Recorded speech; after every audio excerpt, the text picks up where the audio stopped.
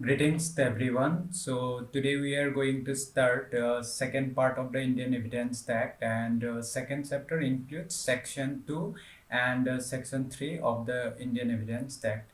Section 2 is basically the repeal of enactment which has been repealed by the Act of 1938.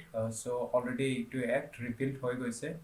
And section 3 talks about the interpretation clause. The interpretation clause means ইয়াৰ আণ্ডাৰত যিকেইটা word use কৰা হৈছে, যিকেইটা close use কৰা হৈছে, সেইকেইটা Indian evidence actor বাকী ছেকশ্যনবোৰত কেনেকুৱা মিনিঙত ইয়াক ইউজ কৰা হ'ব, কেনেকুৱাকৈ ইণ্টাৰপ্ৰেট কৰিব লাগিব, তাৰ এটা লিষ্ট দিয়া হৈছে।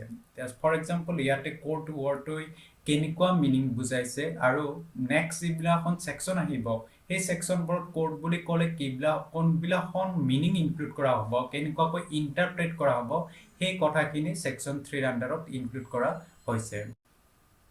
এটা আহিছে word used in section 3.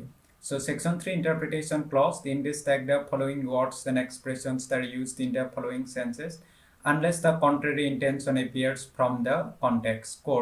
Court includes all judges and magistrate and all person except arbitrator legally authorized to take evidence. So court of অসমীয়াত ন্যায়াধীশ বুলি কোৱা হয়, ন্যায়ালয় বুলি কোৱা হয়, judge means ন্যায়াধীশ. So court means what? Court include করে judge and magistrate.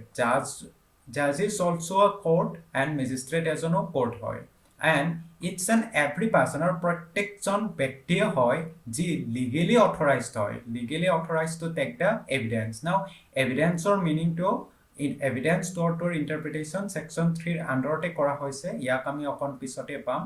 আৰু মনত ৰাখিব section 3 interpretation clause যিকেইটা দিয়া আছে সেইকেইটা alphabetically arrangement হোৱা নাই, মানে পিছতন এভিডেন্স টেক হয় আহিব লাগিছিলে, ফ্যাক্টো এফৰে ষ্টাৰ্ট হৈ আছে, ফ্যাক্টৰ আগত আহিব লাগিছিল, ইয়াক alphabetically arrange কৰা নাই, ইয়াক systematic wise-হে arrange কৰা আছে। কিন্তু আপুনি বেলেগ একবাৰত যদি চাই যেনেকুৱাকৈ CRPC-ত যিবিলাখন আপোনাৰ ডেফিনেশ্যন দিয়া আছে এইবিলাক কিন্তু alphabetically থাকে, কিন্তু ইয়াতে alphabetically দিয়া নাই। But court does not apply to the arbitrators. আমি already পাইছো Indian Evidence Act arbitrator applicable নহয়.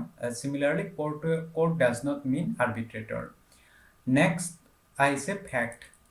Fact অসমীয়াত তথ্য বুলি কোৱা হয়। Fact means then includes anything, state of thing or relation of things capable of being perceived by the senses, any mental condition of which any person is conscious. So তথ্য মানে কি? তথ্য means সকলোবোৰ যিমানবোৰ ষ্টৰী, যিমানবোৰ ঘটনা ঘটি আছে, যিবোৰ আমাৰ চকুৰ সন্মুখত হৈ আছে, সকলোবোৰ এটা এটা তথ্য হয়। পৃথিৱী সূৰ্য চাৰিওফালে ঘূৰে, এটা তথ্য। গাখীৰ বগা, আন এটা তথ্য। মই ৰাতিপুৱা ৱাক কৰি গৈ থাকোঁতে ৰমেন দা মোক হাই কৰে, সেইটো এটা তথ্য। মই বাটেৰে গৈ আছিলোঁ, মানুহ এজনে কথা নাই একো নাই মোক এটা পাঞ্চ এটা মুখত মাৰি দিলে, দিছ ইজ অলছ' আ তথ্য, কিবা that will be the fact in issue হ'ব মই যদি কেছ ফাইল কৰি দিওঁ, বাট এই সকলোবোৰ তথ্য হয়। তথ্য ষ্টেট অফ থিংছ হয়। State of things mean what? আমি যদি পানীৰ ক্ষেত্ৰত কওঁ, পানীটো জুলীয়া পদাৰ্থ হয়, তাক যদি মই গৰম কৰি দি জলীয় বাষ্পলৈকে পৰিৱৰ্তন হয় তেতিয়াহ'লে সি গেছীয় অৱস্থালৈকে পৰিৱৰ্তন হৈছে। মই যদি পানীটো ৰেফ্ৰিজাৰেটৰ ভিতৰত পুট কৰি দিওঁ, অকণমান যদি মই ঠাণ্ডাতকৈ ৰাখোঁ তেতিয়াহ'লে ই আইচলৈকে পৰিৱৰ্তন হ'ব। চ' ষ্টেট অফ থিং মানে পদাৰ্থ কোনটো ই পদাৰ্থত হৈ আছে কিন্তু ই পৰিস্থিতি অৱস্থাত আছে, সেইটো হৈছে state of things. And relations of thing.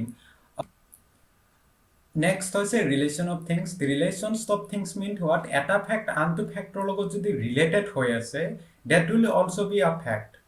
Relations of things, এটা বস্তু আন এটা বস্তুৰ লগত যদি ৰিলেটেড হৈ আছে, that will be also' a fact. Capable of being perceive by the senses, আমাৰ ইন্দ্ৰিয়ৰ দ্বাৰা যদি আমি তাক চেন্স কৰিব পাৰোঁ, যে আমি ইন্দ্ৰিয়ৰ দ্বাৰা সিহঁতক অনুভৱ কৰিব পাৰোঁ, এক্সপিৰিয়েঞ্চ কৰিব পাৰোঁ, তেতিয়াহ'লে date will be also' a fact. মই বাটেৰে গৈ আছোঁ, চকুৰে এজন মানুহক দেখিলোঁ, সেই মানুহজনে চুৰিৰে এখন হাতত লৈ কিনে আগুৱাই গৈ আছে, so' that will be a fact, কাৰণ মই মোৰ চকুৰে দেখিছোঁ। মই কাণেৰে কিবা এটা শুনিছোঁ যে ওচৰত গুলীয়াগুলী লাগিছে, date will be also' a fact. মই পানীটো চুই কিনে গম পাইছোঁ যে পানীটো গৰম হৈ আছে, that will be also' a fact.